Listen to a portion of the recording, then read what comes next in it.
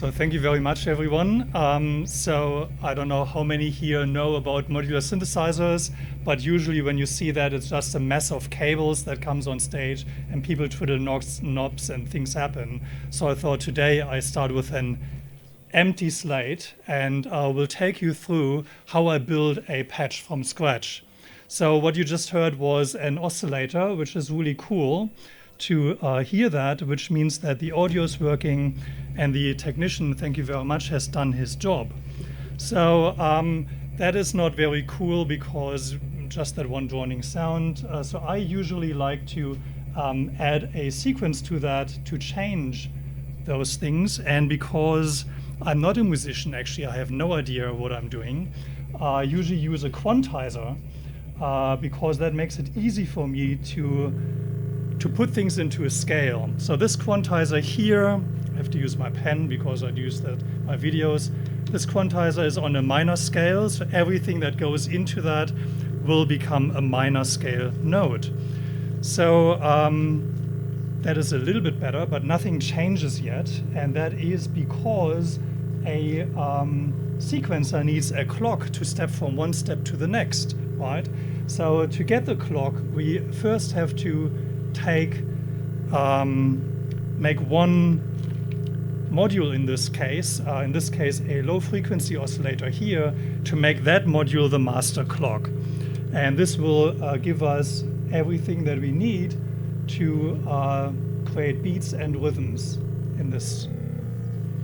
So now I have a fairly fast clock here, and I'm slowing it down by only taking every second step into my sequencer.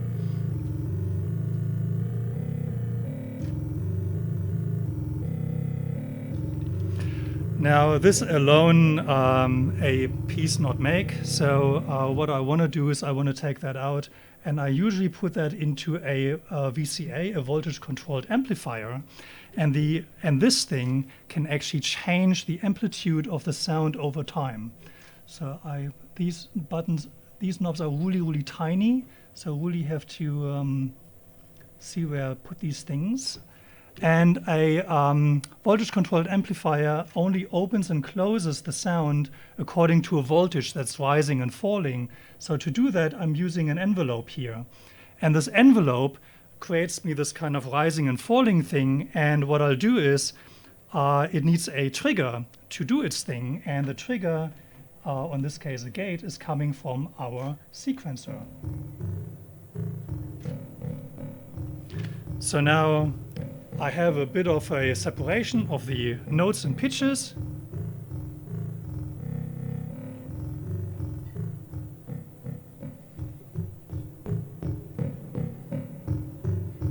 I can now change maybe the waveform on the oscillator, make it more digital or more analog. We don't know yet. Now the thing is that this is very flat and I like to widen the sound, so usually I take that through a delay. So what I'll do is I take the output of that and stick it into the delay here at the top, and then I take the output of the delay back into my mixer below, and let's see how that sounds. So putting that in here, putting that in the channel number 1. Nothing has changed, but let's dial the delay in.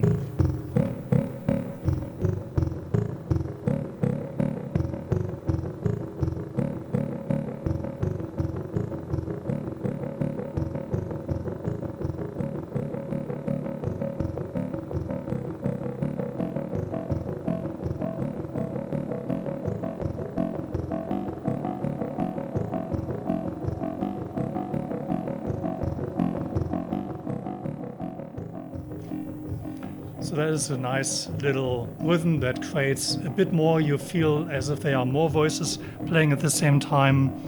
And this is a good basis to start our composition. Now what I would like to put above or below it is a bit of a sound carpet.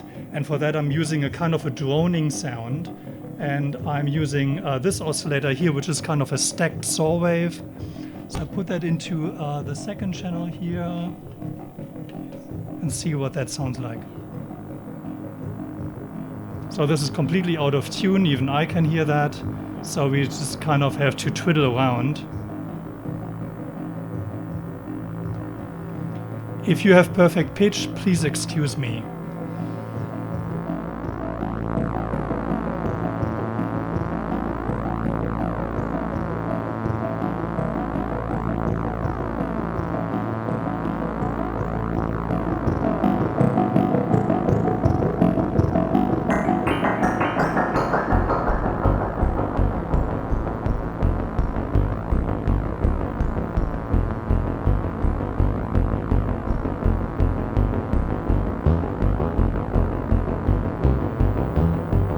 Now, a drone that is constant on is a little bit annoying over time.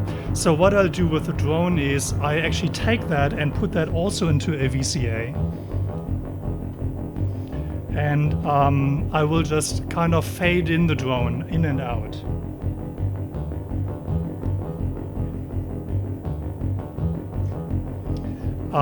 And doing that just with a very slow moving low frequency oscillator.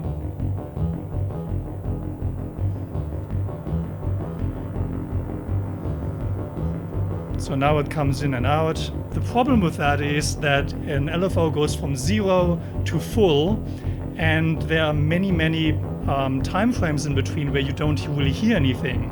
So what I do is I actually take that LFO into an attenuverter, and the attenuverter gives me a base frequency or base pitch or base voltage that makes the sound more steady. So let's put that in here, and that goes into...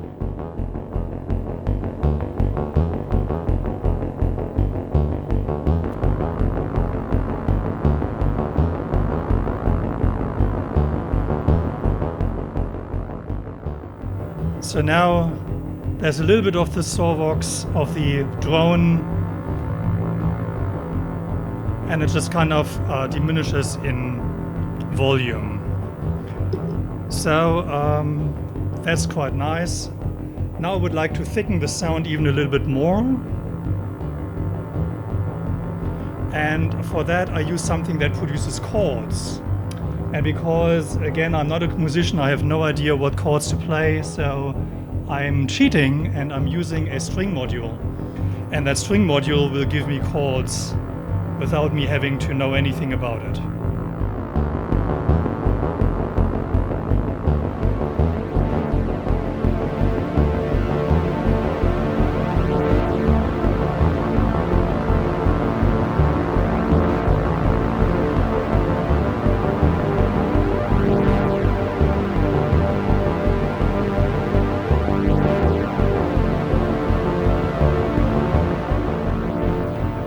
The thing with that is that I can change the chords by pushing these buttons, but that takes away one of my hands.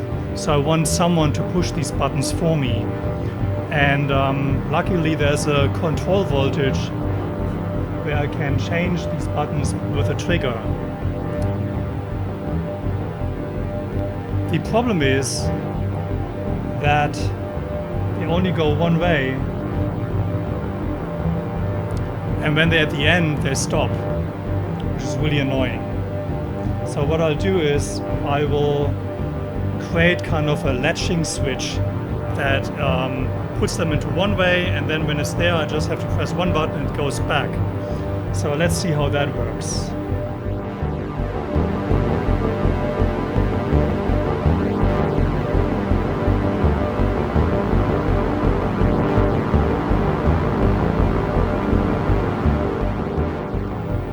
I am using another clock source and divider. So here I'm getting only one beat every 16 going into a divider, and then I'm taking only every third beat of that, so it's a very slow change.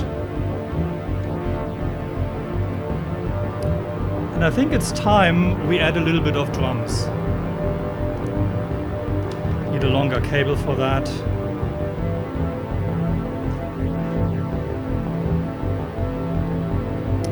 And for that I'm using a kick drum module.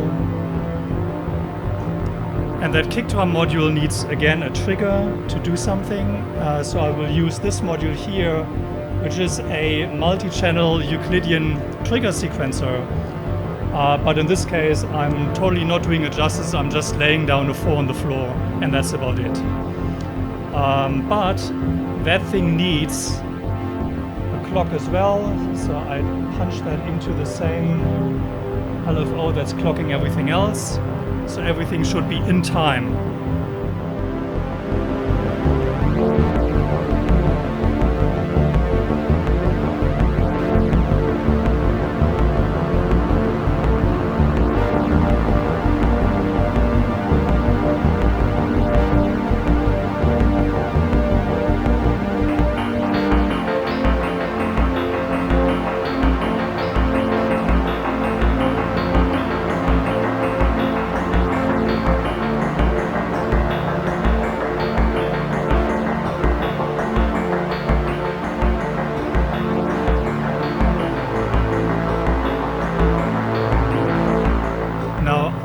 I'm really a fan of Berlin School music, and Berlin School music always has a ratcheting kind of sound in it. And for that I'm using a low-pass gate. Low-pass gates are awesome because all they need is a noise source. So I'm taking a noise source here, using a different cable. So here I have a noise module. I put that into the input of the low-pass gate, and then it just needs a trigger.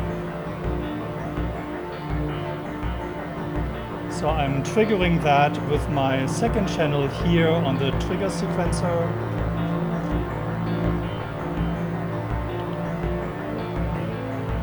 You notice we were just at the end of the chord progression, so we're going back again.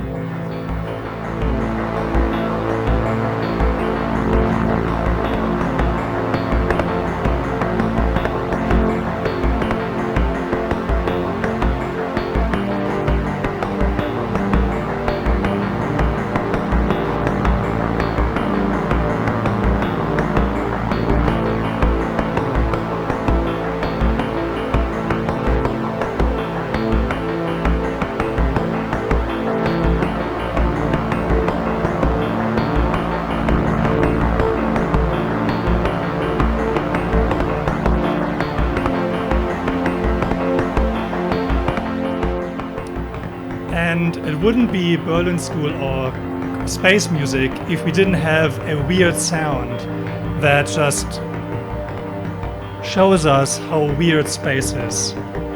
And to do that, I'm using a beautiful module, which is a complex oscillator.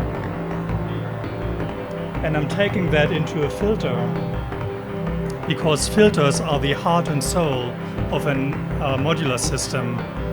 And I will put that in my mixer down here. And then I can play with the complex oscillator and the filter, and it sounds like this.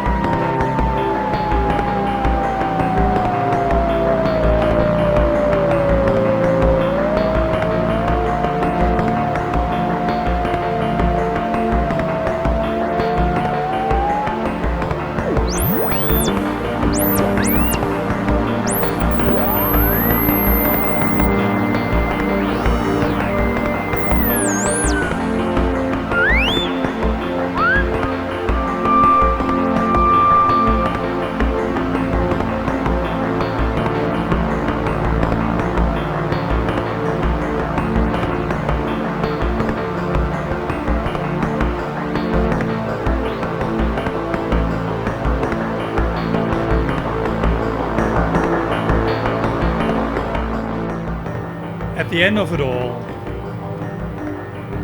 I like to finish off with a gong.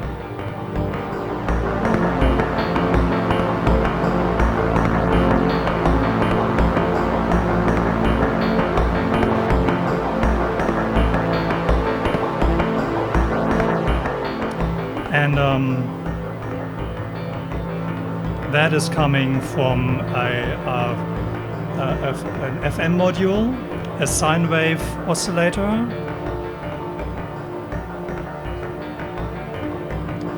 And that is getting a very long envelope.